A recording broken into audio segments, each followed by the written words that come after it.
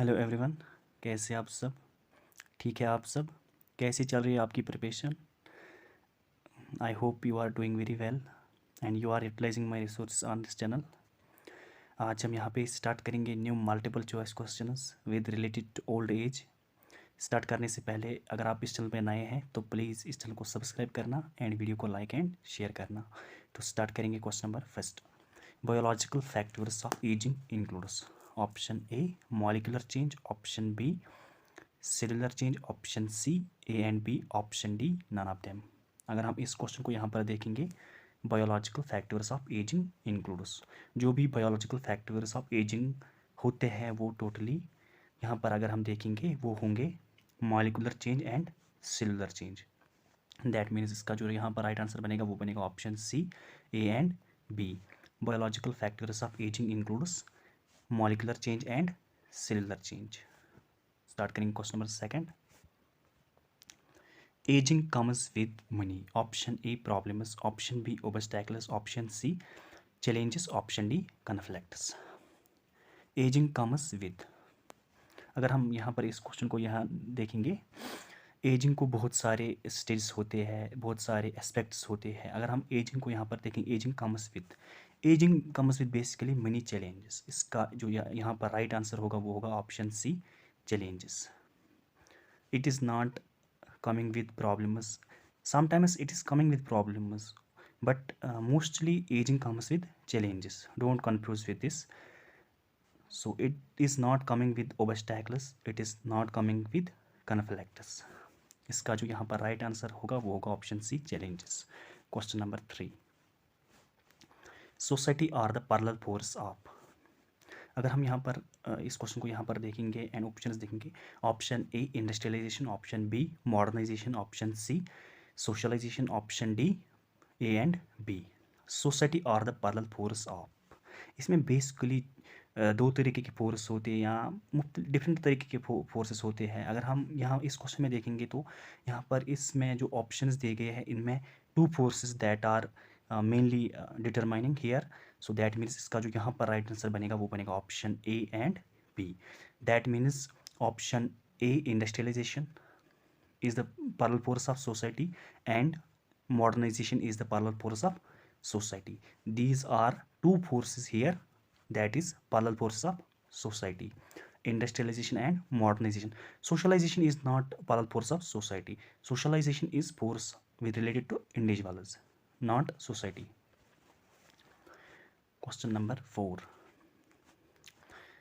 Impacts of aging are option A gender specific, option B dry skin, option C sagging skin, option D dull glow. So अगर हम इस question को यहाँ पर देखेंगे, impacts of ageing और, इस क्वेश्चन का जो यहाँ पर सही आंसर होगा वो होगा option A gender specific.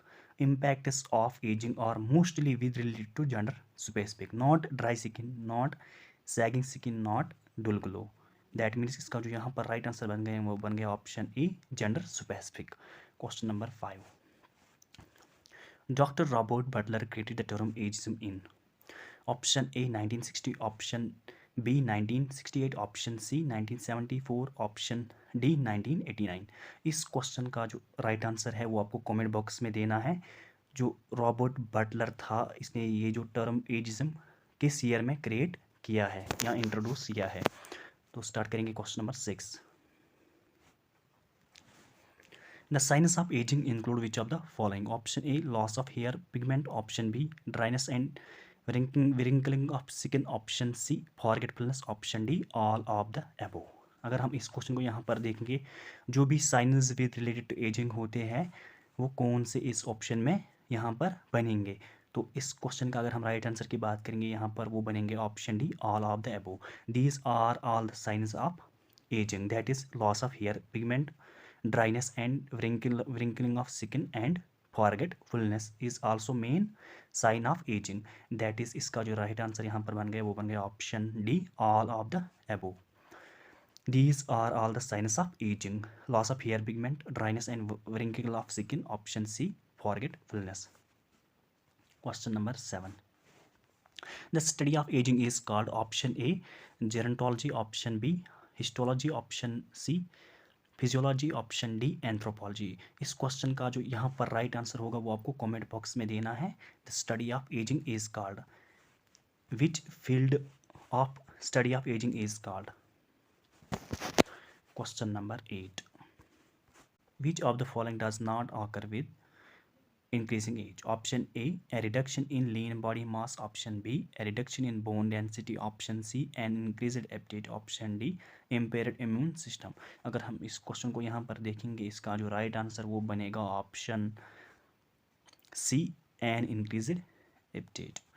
This stage does not occur with increasing age and other stages occur with age: a reduction in lean body mass, a reduction in bone density, a impaired immune function.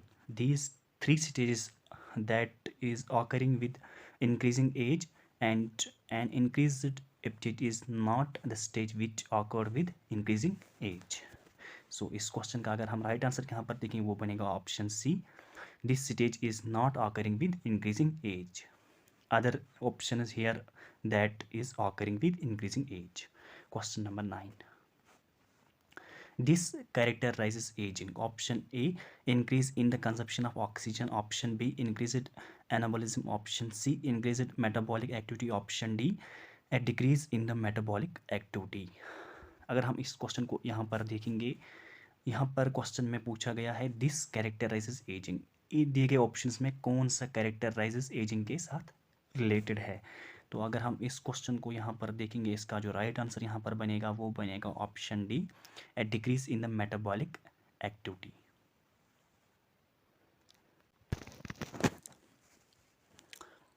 Question number 10, degenerative changes take place during option A aging only, option B metamorphosis only, option C both in aging and metamorphosis, option D pathogenesis. तो अगर हम इस question को यहाँ पर देखेंगे, right answer वो बनेगा option C, both in ageing and Metamorphosis.